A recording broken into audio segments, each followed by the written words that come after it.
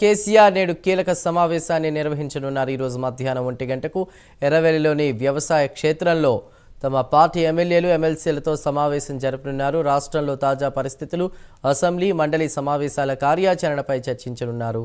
Assembly సమావేశాల నేపథ్యంలో ఎమ్మెల్యేలు ఎమ్మెల్సీలకు దిశానిర్దేశం చేయనున్నారు కేసీఆర్.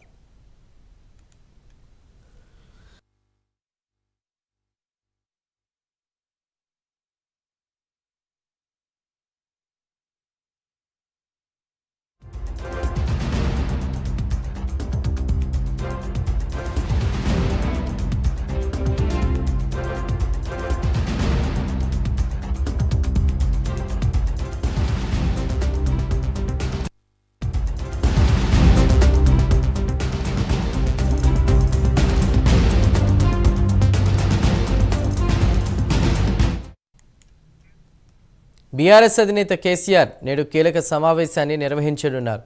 ఈరోజు మధ్యాహ్నం 1 గంటకు ఎర్రవెల్లిలోని వ్యవసాయ క్షేత్రంలో తమ పార్టీ ఎమ్మెల్యేలు ఎమ్మెల్సీలతో సమావేశాన్ని జరపనున్నారు.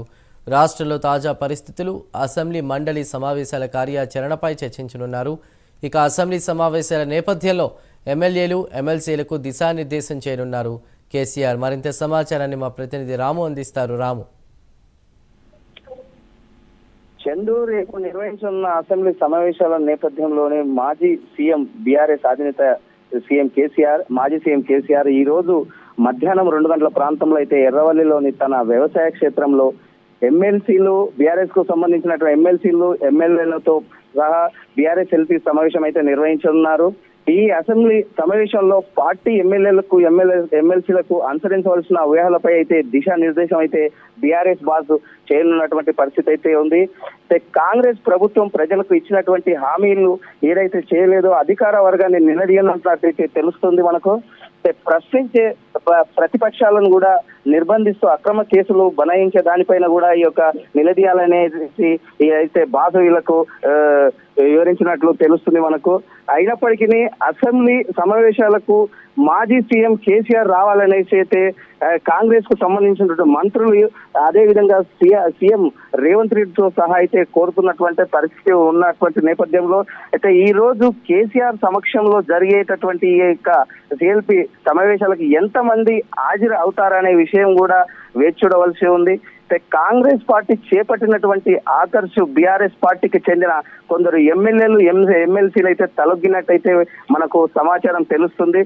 కాంగ్రెస్ పార్టీలో చేరేందుకు సిద్ధంగా ఉన్నారనేట్టు కొందరు బీఆర్ఎస్ ఎమ్మెల్యేలు, ఎమ్మెల్సీలు అయితే ఇప్పటికే కొంత వర్గాల్లో చర్చనీయాంశంగా మారింది. గులాబీ అధినేత మాజీ సీఎం కేసీఆర్ నిర్వహించే ఈ యొక్క సమావేశానికి కొంతమంది హాజరు కాకపోవచ్చు అని అయితే ఇక్కడ టాక్ నడుస్తున్నటువంటి పరిస్థితి. అయితే ఈ సమావేశానికి అయితే ఎంతమంది హాజరవుతారనే విషయం అయితే మధ్యాహ్నం వరకు అయితే వేచి చూడవలసి ఉంది చందు.